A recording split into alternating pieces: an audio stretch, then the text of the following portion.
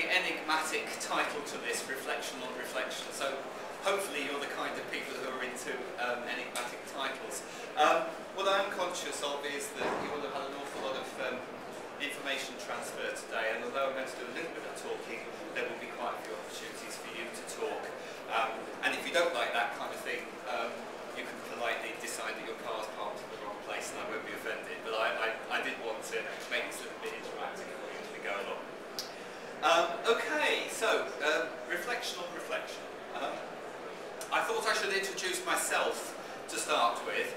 I do work for the National Institute for Adult Continuing Education. Can I just have a show of hands if people have heard of NIACE? Yes, a lot of you have heard of it. Okay, thanks. Just by way of explanation, we're not a government body. We've existed as a voluntary organisation since the 1920s, and we advocate on behalf of adult learners. And we're a membership organisation, we're non-governmental, but we take government money when they give it to us, and we use it when we disagree with them. We tell them we disagree with them as well. So we just about survive. We'll see how we get on with this present lot, but they do seem to have listened to a lot of our briefings, and a lot of what the current government seems to be saying seems to have been dragged from our website. So at the moment we're quite happy, but we are waiting to see if there's any money to support that, and of course that's what this afternoon's about. So that's my day job, and I turn up, and actually I usually wear a tie, so sorry I've got a tie on for you today, but it's a bit hot, isn't it? And I'm like a serious man in an office 5 days a week. On a Saturday morning, I actually go out and I moonlight as a teacher, and I teach people map reading, and this is my Don't Get Lost blog, just to prove that I do remember what it's like there at the front end, meeting people. I'm just going to give you a couple of examples later on from some of this, because for me it's really important, although I'm at a policy level, to come back and actually talk to real learners and to deal with the real challenges that are there.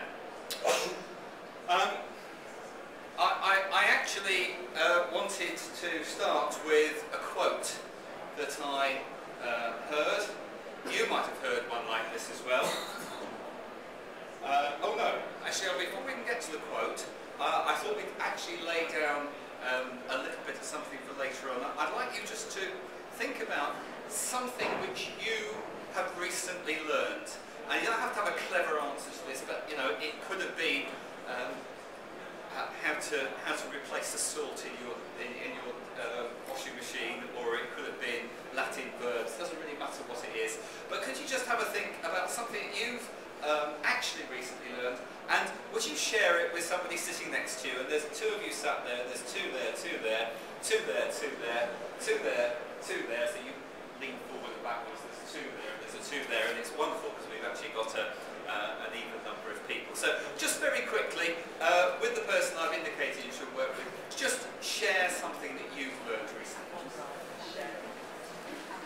Okay, just another 30 seconds on this, folks, because otherwise we'll be here all day.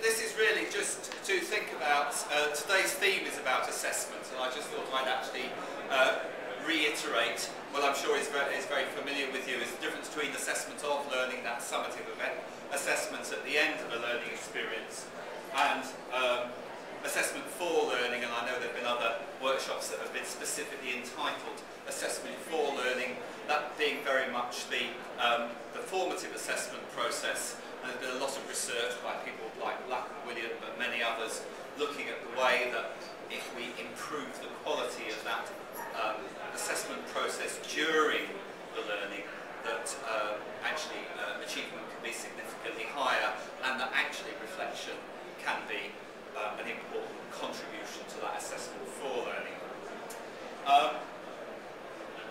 This was the overheard conversation in an adult education class.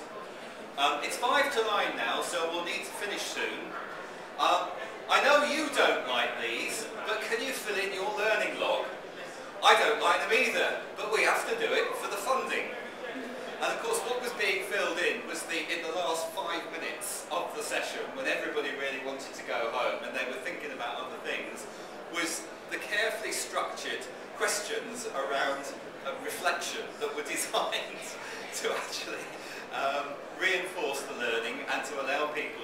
actually get into that important part of the Kolb learning cycle, having had the experience, to reflect back on it. Now, has anybody ever been in that situation, or is it just me?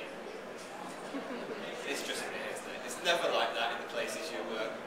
Well, just live this one with me then, if you don't live in that world. Okay, so I mean, for me, this challenge really was to say, how can we make this actually work better? And has technology got a role in this?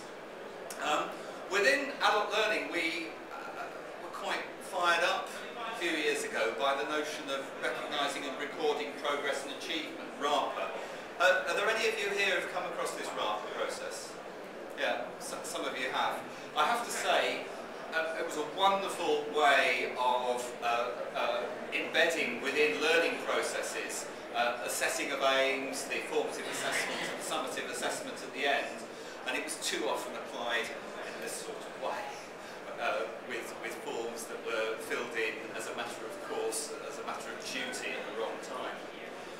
And it was just really this that made me wonder, maybe we should actually be looking at what reflection is. And the more I looked into it, the more I realised that 45 minutes, 45 hours, and possibly 45 weeks wouldn't do justice to this. So I warn you now, this is meant to stir you up and stimulate some thoughts rather than give you all of the answers.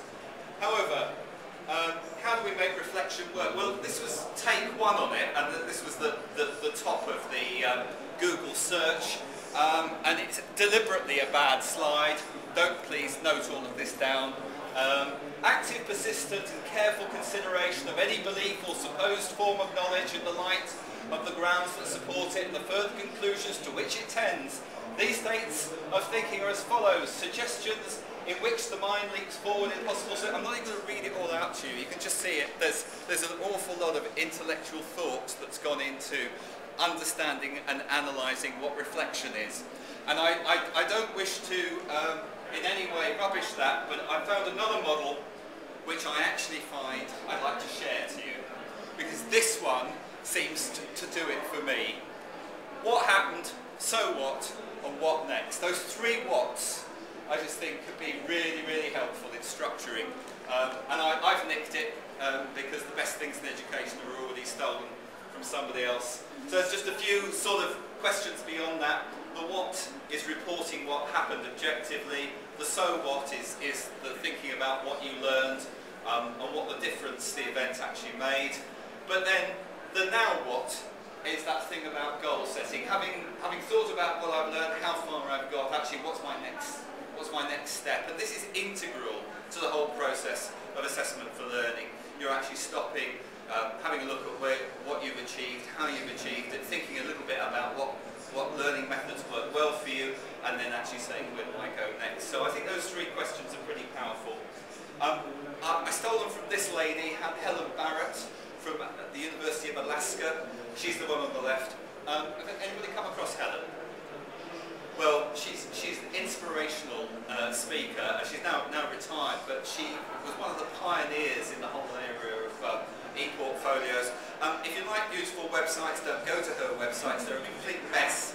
You know, she just kind of bungs things up there. On the other hand, there's a lot of really good ideas there, I think. That if you take two things away from today, it's Helen Barrett and that what, so what, and what next.